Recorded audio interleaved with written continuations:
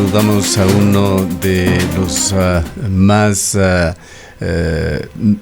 preparados médicos especializados en la COVID-19, al doctor Claudio Galarza Maldonado. Él es médico del Hospital Monte Sinaí, especialista en enfermedades autoinmunes. Ha estado desde el primer día en el combate a la COVID-19. Doctor Galarza, muy buenos días.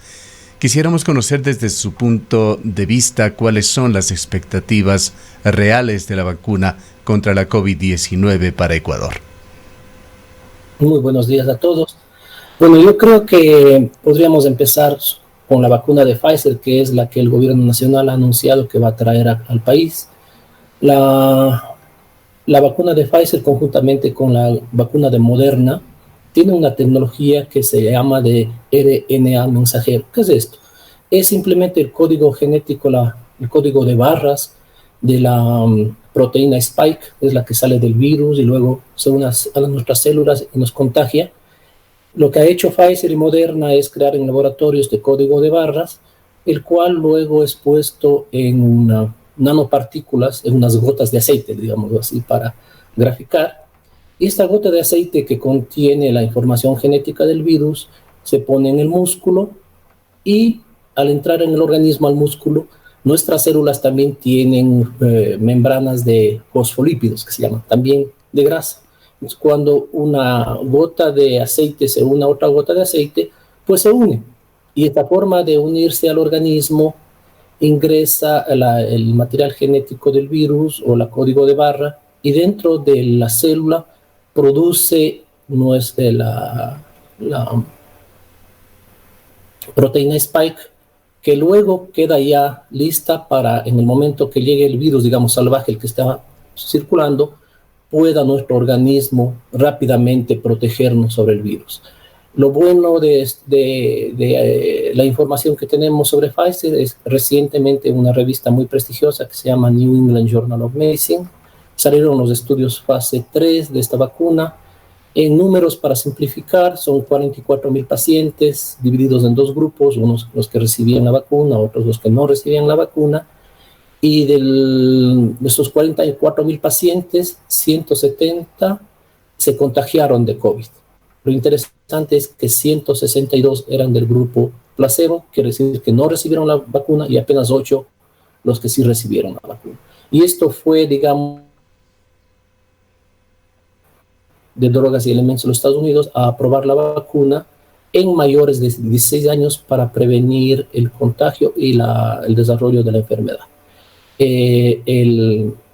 Igual la vacuna de Moderna tiene una tecnología de ARN mensajero, y las otras dos que están cerca y ya se están usando son la vacuna de Oxford y la vacuna rusa. Entonces, digamos, alrededor de estas 4 vacunas son las elecciones que tenemos para usar y protegernos de la COVID-19. Ahora, doctor Galarza, muy buenos días. Una de las preocupaciones que todavía existe aquí en el país, bueno, en realidad las preocupaciones son muchas, las preguntas son muchas, el gobierno no las ha aclarado aún, el número exacto de vacunas que van a llegar al país. ¿Cuándo se empezaría con este proceso de vacunación?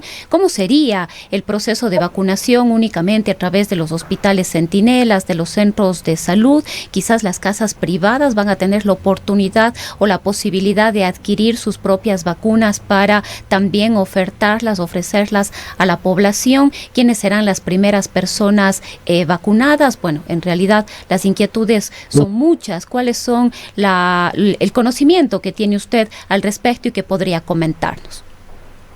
Según la información que tengo, es que llegarán el próximo año 50,000 vacunas de Pfizer, las cuales obviamente servirán para 25,000 personas porque son 2 dosis al día 0 y al día 21.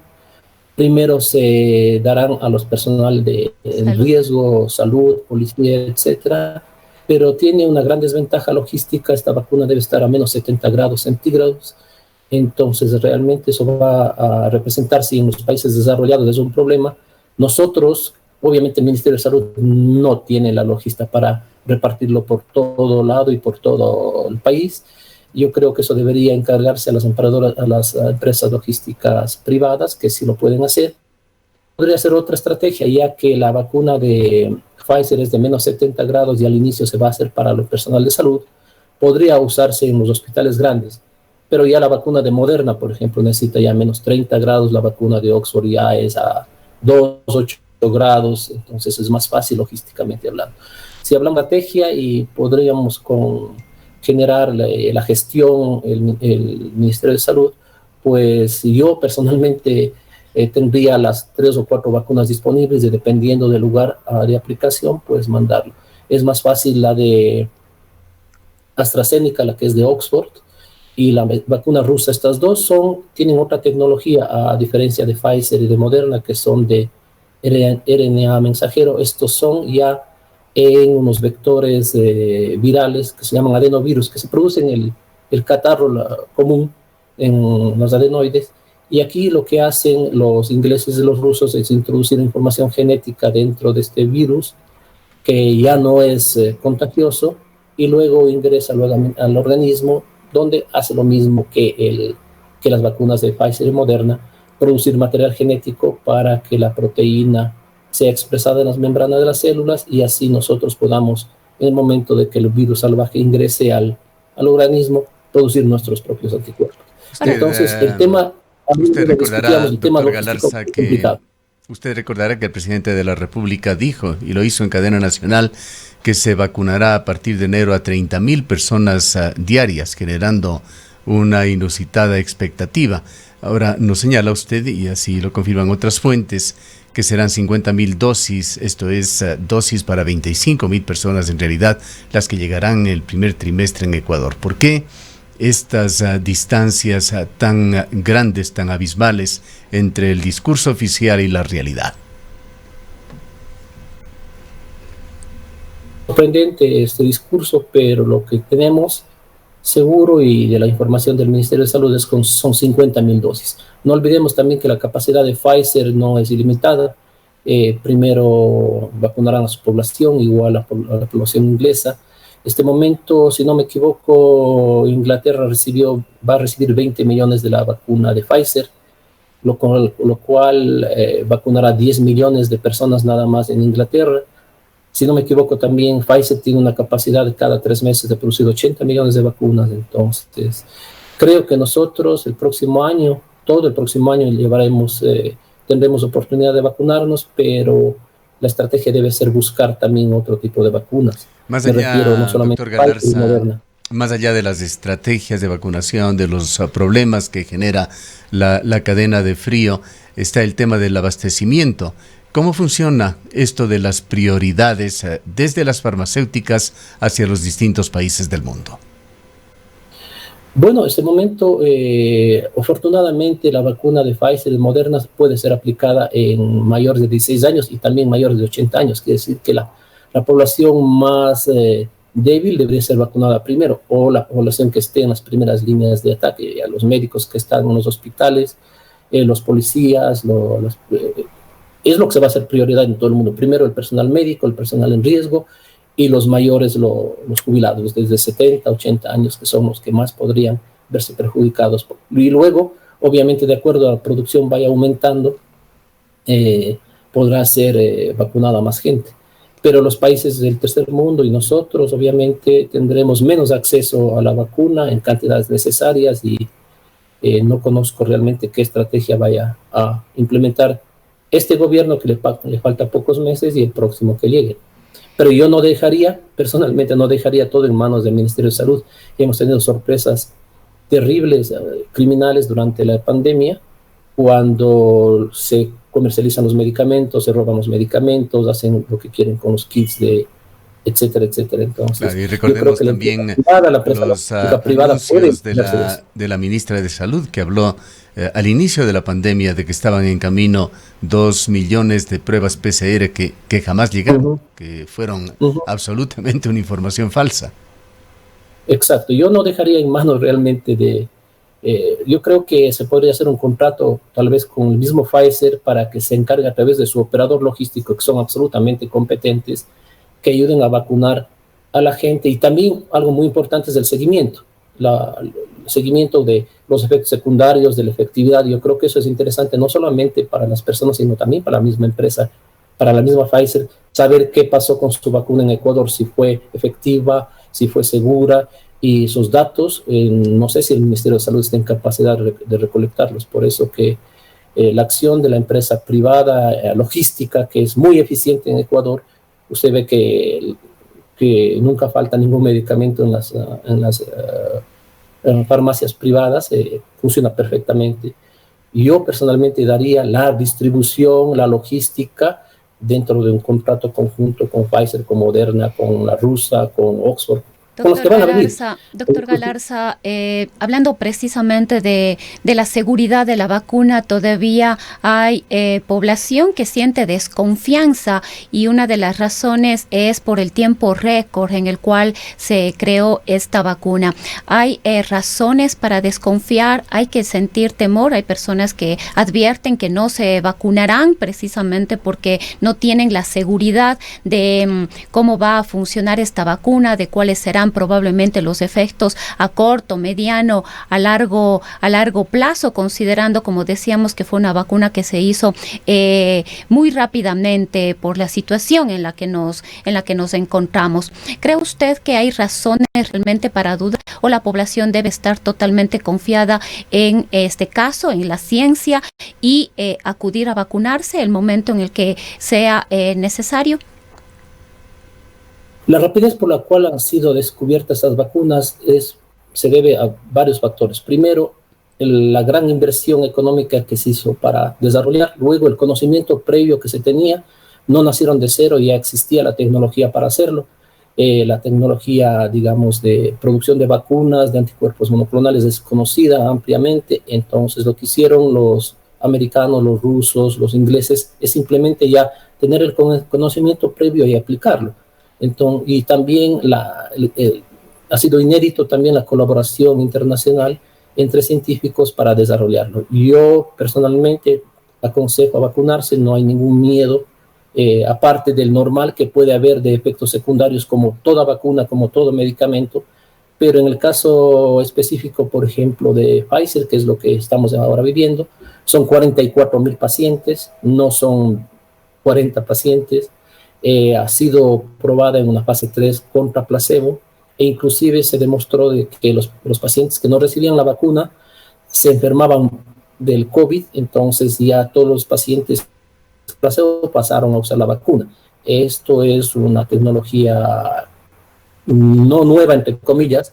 El acercamiento es nuevo, pero conocemos la biología molecular suficiente como para garantizar que es seguro y eficaz. Los efectos secundarios: toda vacuna tendrá algún efecto secundario. En el caso de Pfizer, un poco de fatiga, de pronto temperatura, dolor de cabeza, pero es transitorio. Ahora habrá un porcentaje. Si podría escoger usted, doctor Galarza, la vacuna para usted personalmente o para sus pacientes, ¿qué vacuna seleccionaría y qué vacuna descartaría? Descartaría ninguna. El hecho es más bien el tema logístico, porque la vacuna de Pfizer, menos 70 grados, creo que en Cuenca solamente hay un refrigerador de menos 70 grados en la universidad y no hay más. Entonces, la logística me preocuparía.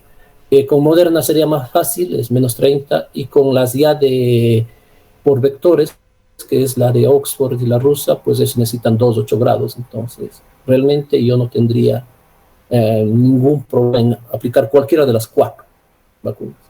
El tema más bien sería... ¿No cree usted que unas impliquen mayor riesgo de reacciones negativas, indeseables que otras?